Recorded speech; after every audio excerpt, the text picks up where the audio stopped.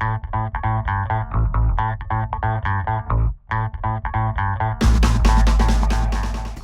life science sector is of huge importance in Ireland. 9 out of the top 10 pharmaceutical companies in the world are based in Ireland.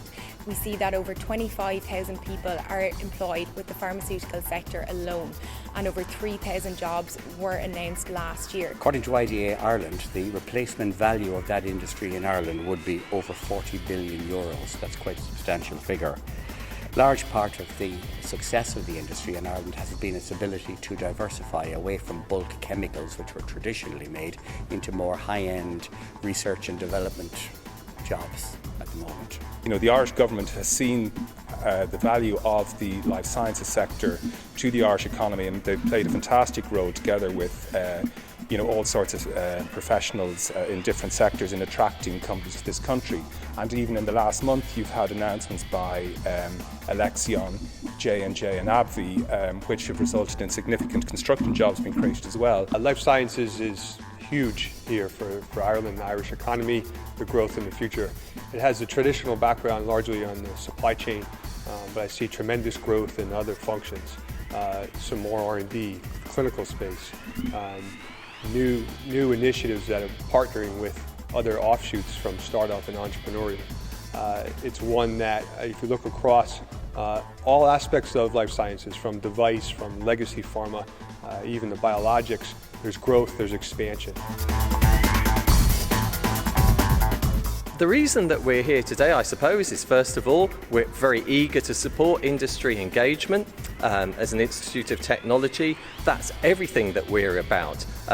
But also, we are very actively engaged in online learning. We have 1,500 online students across engineering and science at IT Sligo. That's an enormous population across Ireland. Industry-focused, specialised programmes which are tailored for industry. So I think it's very important that we're represented here today. Avnet and SAP have worked with leading life sciences firms in Ireland over the last 3 decades.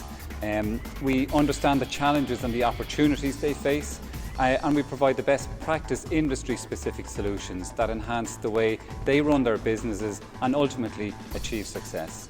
Given our connection with this industry, both Avnet and SAP are delighted to support and be involved with the LS50 publication.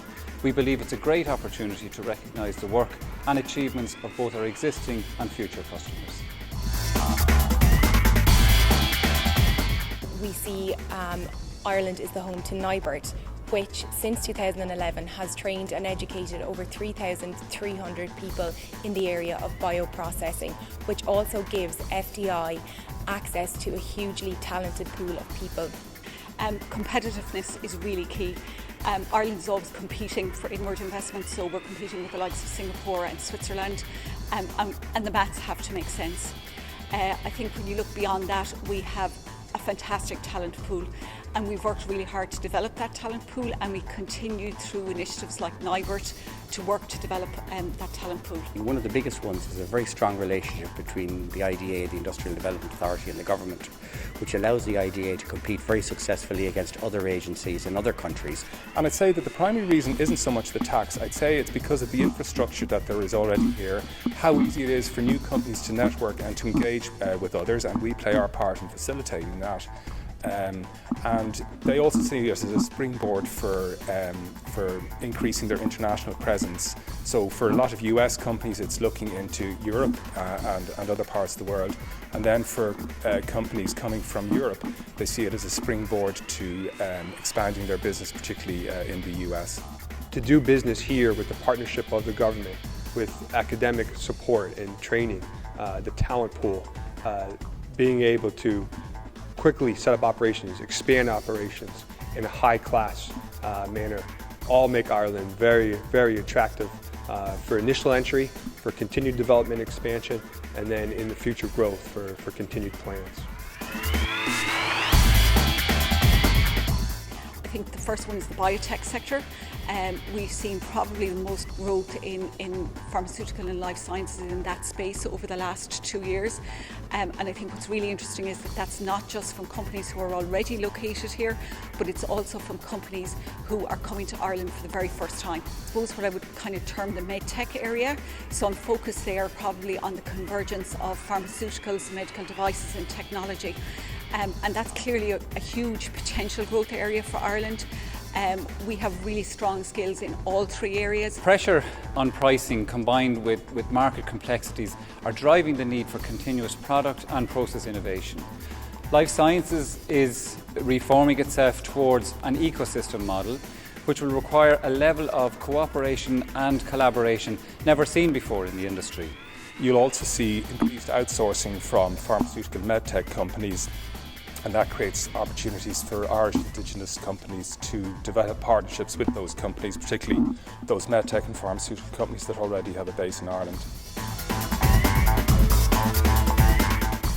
Life sciences companies must rethink how to reach their patients. Leveraging mobile technology and social media in business transactions can encourage loyalty from today's patients.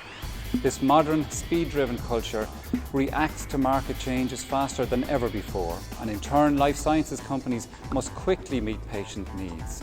Another example is the use of predictive analytics or advanced analytics in R&D and pharma.